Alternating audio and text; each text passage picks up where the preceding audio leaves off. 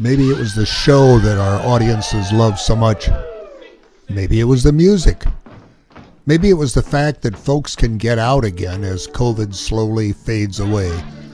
But whatever it was, I personally heard more upbeat, positive comments from attendees than I have in several years. So a huge thank you to everyone who had even a small part in this year's production. As we've said many times, and as Monsignor Schnacky showed us, there are no small parts. Once again, our crew put up the stage on a Friday night. Just barely 2 hours of teamwork and voila, a stage. Saturday, we added walls.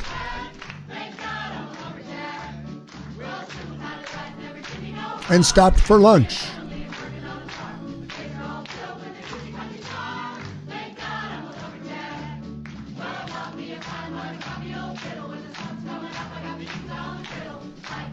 And even took pictures of us taking pictures. Some more finishing up after lunch, and by Sunday it was time for all hands on stage.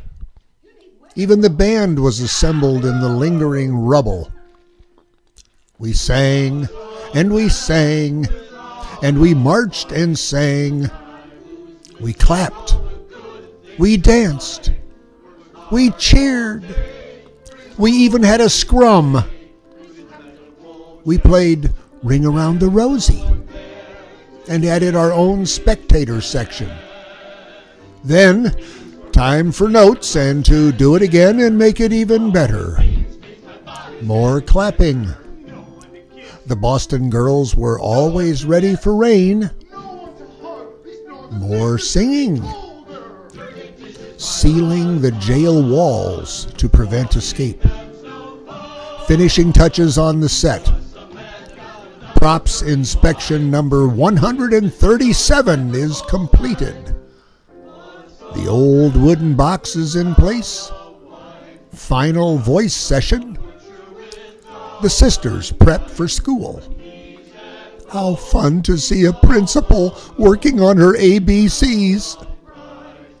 Prepping for the death scene. The dreaded gunshot. Huh? Then death. And into the old wooden box. An ever so solemn moment for all. One final cheer. And it's time to warm up the openers. The set is starting to look more complete, and the marquee glistens above it all. Just one more scrum as the table and chairs are set up. Showtime is resurrected to a new flashy look. The band is ready to go. And the hall is set up and dressed down. Backstage is ready to go. Down to the dressing rooms and makeup. Nancy deals with one of the unruly Boston gals. They're starting to come in. And then it's showtime. And that's it. The show's over. It's time to tear down. Anne unmasks the windows. Bruce begins demolition. Wallpaper is gone. George removes all the staples he put in. The kitchen crew gets us back to clean, clean, clean. David prepares to cover the truss hoist, mounted on the pipe that Tony has never seen. The back room crew awaits the next delivery of stuff to be put away. The downstairs is left better than we found it. Final put away in the kitchen. Final disassembly of the truss. And a final farewell to the hole in the floor as we put the wraps on the year 43 show. And now, launched with a clip from our very first show in 1982 when Frank Russell was our very first villain, the poem that I created many years later that shares with all of you the heart and soul of Team Schnacky and what has brought this extraordinary group together. Before one of this year's performances began, I was backstage checking my props. The curtain was closed, it was quiet, and I got teary-eyed as I reflected on all of you and how we have all come together for community and for fun. Monsignor was the community influence, and Kathy was certainly all about fun. We should consider ourselves lucky that now both of them are up there cheering us on. And so, cast and crew for our 43rd year show, here's the traditional poem from cast parties past, patterned after Casey at the Bat. We call it No Small Parts in Mendon. There was an ease in his manner as Monsignor stepped into his place. There was a pride in his bearing and a smile on Monsignor's face.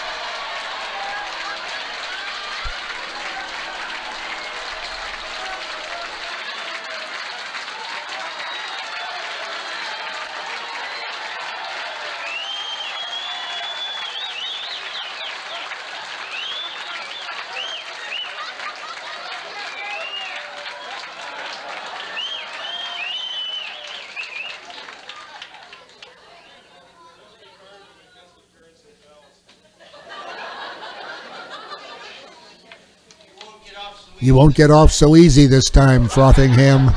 Stealing a child is an ungodly offense. And a sin, too.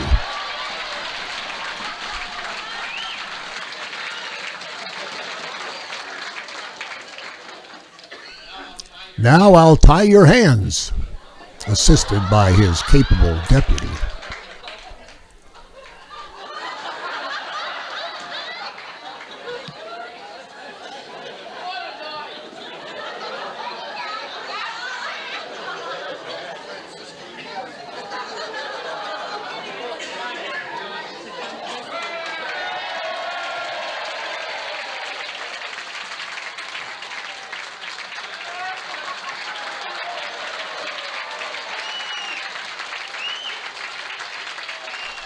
And when the cheers subsided and his small parts lines were done, the audience applauded, and the games had just begun.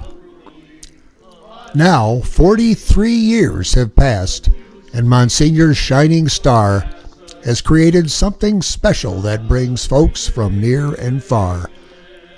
Our facility is the envy of other acting troupes.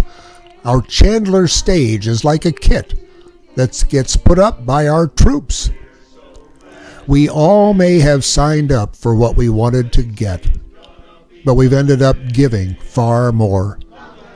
The fun this group shares is contagious, and folks wear a smile out the door. Yet never in a million years would Travis and Kathy ever thought to initiate a play in this oh-so-perfect spot.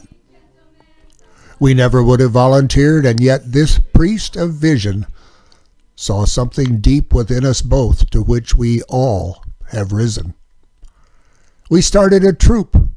We've become so much more. We've had babies and weddings and laughed till we're sore.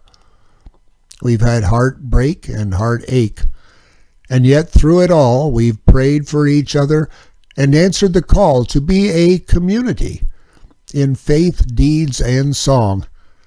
And though life's put up hurdles, the show has gone on. So how did it feel for Kathy and me when the hall filled with audience, cast, crew, like we'd started a very large family made up of all of you? Like we're leaving our mark, a tribute, in fact, to the priest who once had a vision of welcoming newbies, sharing community, and creating a specialness in Mendon. We've all dubbed us the Schnackies, a novel description of that, there is no doubt. So till next year, and the year after that, the Schnackys are far from out. From somewhere in God's favored place, Monsignor and Kathy are looking down. They see you all and know your names, and are so glad that you've come to this special place at this special time to be a part of this great act, because there are no small parts in Mendon, and that is just a fact. And may we be blessed with many, many more years of, as Bruce would say, fabulous entertainment!